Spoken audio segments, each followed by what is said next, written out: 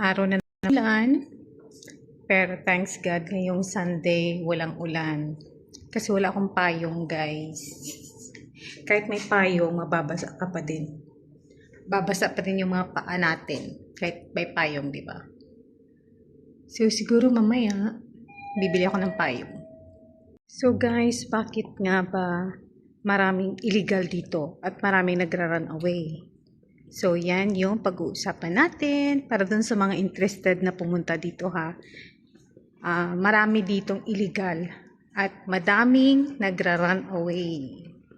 Guys, kaya maraming illegal dito at nagra-run away. Ito yung mga dahilan. According ito sa mga matatagal na dito ha, yung mga 15 years ago na sila dito, andito na sila, 20 years ago, andito na sila. So, dati daw, nung mga panahon na kunti pa lang yung mga Filipina dito, hindi daw ganito kaselan ang mga taga-Turkey, guys. Okay, yung mga employers dito, hindi daw ganito kaselan. Parang chill-chill lang. Ngayong mga panahon, guys, ay napakaselan na nila, napaka-perfectionist na. Kasi yung character ba na nagpapataasan sila ng level ng pagka-perfect nila sa kanilang mga friends, sa kanilang relatives, ganun. Nagpapaanuhan sila, guys, na kumbaga contest ba yung pagiging masela nila at perfectionist nila. So, dapat ay, ganito ka perfect yung friend ko. Dapat perfect din ako, yung ganun. Ganito kaselan si pinsan, dapat mas maselan ako sa kanya. Ganyan yung mga character nila dito, guys, okay? So, yun na nga ang sabi ko sa last ko na vlog, ang pressure ay nasa mga nannies at sa mga helper. So, dadaan muna ako dito. Bad idea yung pagdaan ko dito na park. Madaming itats ng aso kasi may mga aso dito na, kumbaga park ito ng aso eh. Ng mga aso pala. So, yun guys, ang dahilan kaya maraming run away, it's because mostly ng mga amo dito, pag nagpaalam ka na hindi ko na kaya, lilipat na ako sa ibang amo. Or ibigay mo ako sa agency. So, ang ginagawa ng amo, kasi nga, may karapatan sila na hindi ka bibigyan ng chance na makahanap ng iba, or hindi nila ibibigay sa ibang amo yung permit. Ang gagawin nila, ididiretso ka guys sa airport. Okay, bibilhan ka ng ticket, ididiretso ka sa airport. Wala ka ng chance na makahanap ng iba. So, yung ginagawa ng iba, kasi gusto nga nila magstay dito, kasi nga medyo okay yung sahod, gusto pa din nila magkaroon ng, kumbaga, makikipagsapalaran pa din sila na makahanap ng maayos na amo. Kasi yun na nga ang sabi ko, meron namang mga maayos na amo, pero iilan lang, okay? So, yung ginagawa ng iba, bago pa man sila bababa sa bahay ng amo, uunahan na nila yung mga amo nila. So, umaalis na sila, o yung iba walang paalam, kumbaga, hindi nag-demand ba na aalis na ako, or hindi nag-inform sa amo, aalis na ako, hanap ako ng iba. Diretso na lang guys, layas, okay?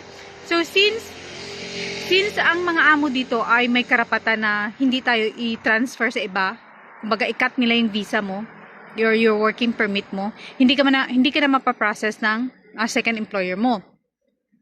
So, magiging illegal ka na. Yan yung pangit dito guys, kasi yun na nga sa Romania, sa Cyprus, pag ayaw ka dun sa isang amo, pwede kang lilipat sa pangalawang amo, ipaprocess ka nila. Basta kompleto yung documents, okay? And afford nilang magpasahod. Pero dito hindi, kahit 10 helper pa ang kaya ng isang amo, pag hindi papayag yung naunang amo mo na ilipat ka sa pangalawang amo mo, wala, useless guys, magiging illegal ka talaga. So bakit?